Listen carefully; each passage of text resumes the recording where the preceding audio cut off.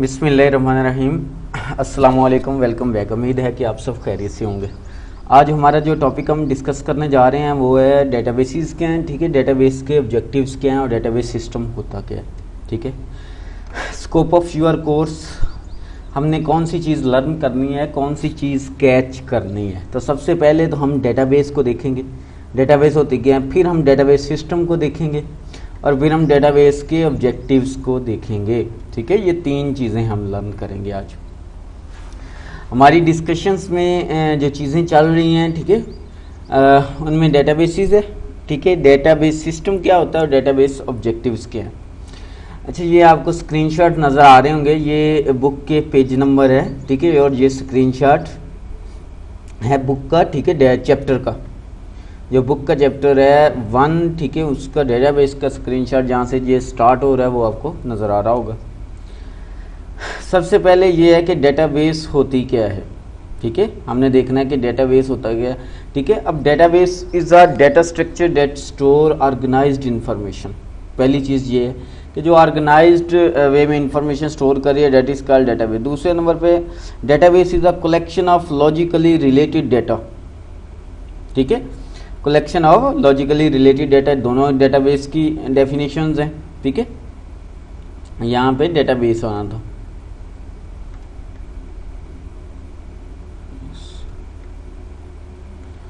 अच्छा, उसके बाद एग्जांपल्स कि डेटाबेस में किस किस चीज़ की डेटाबेस बन सकती है। वैसे तो बहुत सारी चीज़ें हैं जिनकी डेटाबेस बन सकती है, लेकिन हम अब देखेंगे सबसे पहले बसेस वगैरह का रिकॉर्ड है, ठीक है। ऑनलाइन ट्रैवलिंग सिस्टम है, उनकी डेटाबेस है। ईमेल सिस्टम जितने सर्वर वगैरह चल रहे हैं उनकी डेटाबेस है। लैंड रिकॉर्ड सिस्टम है, उनकी डेटाबेस है। मोबाइल्स हैं, उनकी अपनी डेटाबेस है। स्कूल मैनेजमेंट सिस्टम है, कोई CMS है, उनकी अपनी डेटाबेस है। कॉलेज का कोई मैनेजमेंट सिस्टम है, कोई कंप्यूटर्स का है, टेबल्स का है, सिटीज़ का है। ये सारी डेटाबेस सिस्टम्स हैं।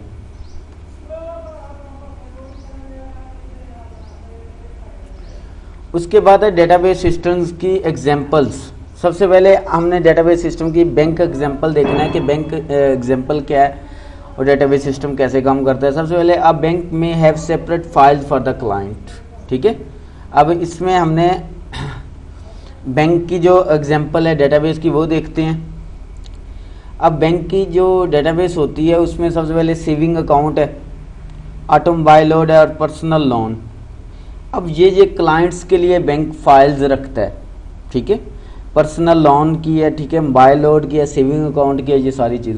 The user of the database normally has the following facilitate to enjoy, ठीक है। यूज़र ऑफ डेटाबेस जो भी है, ठीक है, नॉर्मली वो क्या क्या चीज़ें इंजॉय करता है डेटाबेस में। सबसे पहले तो adding new files to the database, ठीक है। कोई भी डेटाबेस है हमारे पास उसमें नई फाइल्स ऐड की जाती हैं। ये बैंक की डेटाबेस की एग्जांपल ली हुई है।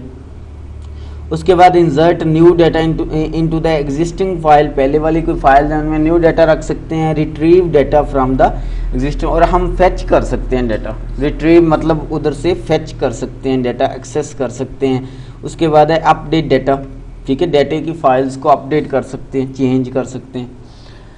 डिलीट डाटा है, रिमूविंग डाटा है। अब मैं थोड़े से इसकी एग्जांपल लेता हूँ। फॉर एग्जांपल हम कोई शॉपिंग साइट्स ले लेते हैं, Kimo.pk ले लेते हैं, ठीक है, एक शॉपिंग साइट है। सबसे पहला स्टेप ये है कि हमने उस पर साइन अप होना है, ठीक है। साइन अप होने के बाद हमारा जो नेसेसरी इन्फॉर्मेशन है हमने वो देनी है अकाउंट क्रिएट करने के लिए। यूज़र नेम है, फर्स्ट नेम है, लास्ट नेम है, ईमेल है, पासवर्ड, इस तरह की इन्फॉर्मेशन देनी है। जब ये अकाउंट बन जाएगा फिर हम क्या हो गए, लॉगिन हो जाएंगे।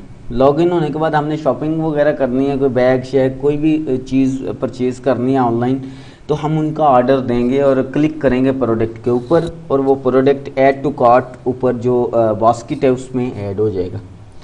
अब ये तो हमारा जब ऐड हो जाएगा प्रोडक्ट तो उसके बाद वो डिटेल शो करेगा कि आपने इतने प्रोडक्ट हैं वो परचेज़ किए हैं, इतनी प्राइस है और ये कैश आउट वे मेथड क्या है, ठीक है, कैश किस तरह देना है, मतलब पेमेंट मेथड क्या है, ठीक है। आप ऑन डिलीवरी कैश दे रहे हैं या मास्टर कार्ड वगैरह यूज़ कर रहे हैं या पाइनर या जिस तरह भी जो भी वो सारी चीज़ें हैं। तो इस इंफॉर्मेशन का एक टेबल आएगा, ठीक है। अब वो टेबल प्रिंट करते हैं, ठीक है। प्रिंट करने के बाद हम पेमेंट ऑनलाइन करनी हो तो कर लेते हैं, ठीक है। इस तरह हमारी सारी ये हमने एक सर्विस समझ लो कि हमें chemo.pk ने दिया और हमने ये स्टेप्स फॉलो किए हैं, प्रोसेस किए। अब इससे हमने देखना है कि बैकएंड पे डेटाबेस में क्या हो रहा है। सबसे पहले तो जब हमने रजिस्ट्रेशन किया, साइन अप किया, इन्फॉर्मेशन सारी स्टोर करवाई है, तो वो एडिंग वाला था, adding new files to the database. अब डेटाबेस में नया इंसर्ट किया जा रहा है डाटा, एग्जिस्टिंग डेटाबेस है, पहले की फाइल्स हैं, उनमें न्यू डाटा रखा जा रहा है, ठीक है। अब वो हम जब लॉगिन हो रहे हैं, साइन अप हो रहे हैं, तो वो हमारा यूज़र नेम बता रहा है कि वारिस अली, ठीक है, यहाँ पे लिखा हुआ है, ईमेल लिखा हुआ है कि वारिस है, ठीक है। वो लाइव मतलब ये है कि उस वो अकाउंट में इन है, सेशन ऑन है, समझ लो। तो इसका मतलब वो हमारा डाटा क्या कर रहा है, रिट्रीव भी करके लेके आ रहा है डेटाबेस से, ठीक है, क्योंकि हमने साइन अप किया था, इन्फॉर्मेशन दी थी, उसके बेस में उसने कुकीज़ और सेशन में इन्फॉर्मेशन स्टोर कर ली, या डेटाबेस से फर्ज करो लेके आ रहा है, ठीक है, सेलेक्ट की क्यूरी के थ्रू। उसके बाद अपडेट इन्फॉर्मेशन, अगर आपको कोई एक दफ़ा आपने शॉपिंग की है, चले गए हैं, सेकंड टाइम फिर उसी साइट पे आपका विजिट हुआ है, शॉपिंग करने लगे हैं, आपको कोई पासवर्ड वगैरह भूल गया है, तो इस तरह की मतलब कोई सिक्योरिटी प्रिविलेजेस जो हैं वो भूल गए हैं, तो आपने क्या करना है, दोबारा फॉरगेट पासवर्ड पे जा रहे हैं। तो फॉरगेट पासवर्ड पे अब क्या होगा, ये अपडेट डाटा की क्यूरी लगी हुई है बैकएंड पे, ये वाली क्यूरी, ठीक है, ये जो अपडेट डाटा है उसकी क्यूरी लगी हुई है, तो डाटा जो है वो अपडेट हो रहा है डेटाबेस में। इसके अलावा आपने शॉपिंग कर ली, आगे डिलीट करना चाहते हैं, डिलीट के बटन पे क्लिक करते डेल हो जाता है, तो डेटाबेस में भी वही टेबल में से डाटा उठ जाता है, वो डिलीट हो जाता है। रिमूविंग एग्जिस्टिंग फाइल, पहले वाली फाइल भी डिलीट कर सकते हैं। तो ये मैंने एक एग्जांपल दिया शॉपिंग की कि हम डेटाबेस पे जो क्लाइंट एंड पे दो डिफरेंट एंड्स हैं, फर्स्ट एंड है बैक एंड। फर्स्ट एंड तो क्लाइंट एंड है जो इंटरेक्शन कर रहा है, ठीक है, वेबसाइट से। बैक एंड हमारी डेटाबेस है। अब डेटाबेस भी उसमें डिफरेंट चीज़ें हैं। डेटाबेस में हम देखते हैं कि कौन कौन सी चीज़ें हैं। डेटाबेस में सबसे पहले तो पहली चीज़ ये है कि डेटाबेस में एक एंड है डेटाबेस एडमिनिस्ट्रेटर। डेटाबेस एडमिनिस्ट्रेटर, अब ये क्या चीज़ है? डेटाबेस एडमिनिस्ट्रेटर ये है कि जो डेटाबेस को सारी को मैनेज कर रहा है वो बंदा। फिर डेटाबेस को बनाने के लिए कोई भी बंदा चाहिए, वो हमारा प्रोग्रामर होगा जो इसको बनाएगा, डेटाबेस क्रिएट करेगा, क्यूरीज लगाएगा, टेबल्स बनाएगा, सारा कुछ सिक्योरिटी कीज़ वगैरह सारी सेट करेगा, ठीक है। और उसके बाद हमारे क्लाइंट्स होंगे, ठीक है, जो एक्सेस कर सकते हैं। तो ये हमारा डेटाबेस सिस्टम आपको नज़र आ रहा होगा, ये डेटाबेस है, ठीक है, मैनी कलेक्शन ऑफ फाइल्स। यहाँ पे ये सारी डाटा फाइलें जितनी हैं यहाँ पे कलेक्ट हो रही हैं। ये एप्लीकेशन प्रोग्राम लगा होता है डेटाबेस के ऊपर, यहाँ पे यूज़र वो एक्सेस कर रहे हैं, डिफरेंट क्लाइंट एक्सेस कर रहे हैं, ठीक है, डेटाबेस को। अब हमने देखना है डेटाबेस सिस्टम्स में कुछ चीज़ें देखनी है। सबसे पहले डाटा क्या होता है? डाटा ये इंफॉर्मेशन है जो हम स्टोर करना चाह रहे हैं। हार्डवेयर कंपोनेंट्स कौन से हो सकते हैं? सेकेंडरी स्टोरेज हो सकती है, इनपुट आउटपुट डिवाइसेस हो सकती हैं, डिवाइस कंट्रोलर हो सकता है, प्रोसेसर, मेन मेमोरी, ये सारे डेटाबेस हार्डवेयर में यूज़ हो सकते हैं। सॉफ्टवेयर में आपको पता ही है, software different set of instruction या सेट ऑफ प्रोग्राम्स जो हैं वो यूज़ हो सकते हैं। अब पर्सनल जो है इसमें कौन कौन सी चीज़ें? पर्सनल्स में लोग आते हैं, कौन कौन से मैंने पहले भी बता दिया आपको। प्रोग्रामर जो डेटाबेस को बना रहा है, एंड यूज़र क्लाइंट जो डेटाबेस को यूज़ कर रहा है, डीबीए डेटाबेस एडमिनिस्ट्रेटर जो डेटाबेस को मैनेज कर रहा है।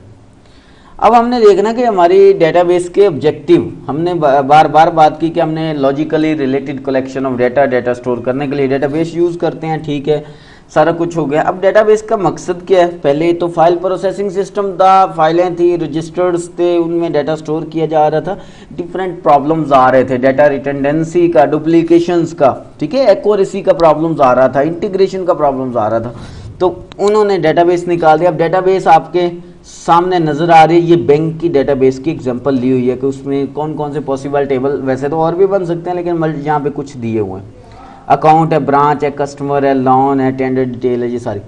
सबसे पहले डेटाबेस ऑब्जेक्टिव है इंटीग्रेट। आपको पता ही है, मल्टीपल जगह पे जब डाटा पड़ा होता है तो एक जगह पे जो सेंटर में स्टोर है वो इंटीग्रेशन है, देखना है किस तरह हो रही है।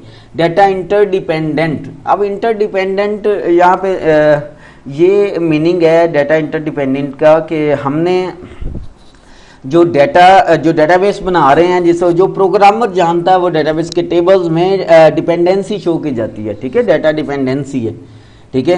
अब यहाँ पे नॉर्मलाइजेशन का कंसेप्ट आता है, first normal, second normal, third normal, मतलब डाटा किस पे डिपेंड कर रहा है, ठीक है। फंक्शनल डिपेंडेंसी और नॉन फंक्शनल डिपेंडेंसी कौन कौन सी है? ये सारी चीज़ें हैं। डेटा सिक्योरिटी है, अब इन सब ऑब्जेक्टिव सिक्योर भी करता है भाई, डेटाबेस सिक्योरिटी देता है, इन सब ऑब्जेक्टिव के लिए हम डेटाबेस बनाते हैं। तो आज का हमारा लेक्चर ख़त्म हुआ, ठीक है। ये सारी चीज़ें हैं, आप लोगों ने क्या करना है कि ये सारी इनको अच्छी तरह तैयार करना है बुक्स वगैरह से, ठीक है। ये लेसन देखें, जहाँ पेज नंबर वगैरह देखें, ठीक है, पहला चैप्टर में, तो इसको अच्छी तरह तैयार करें।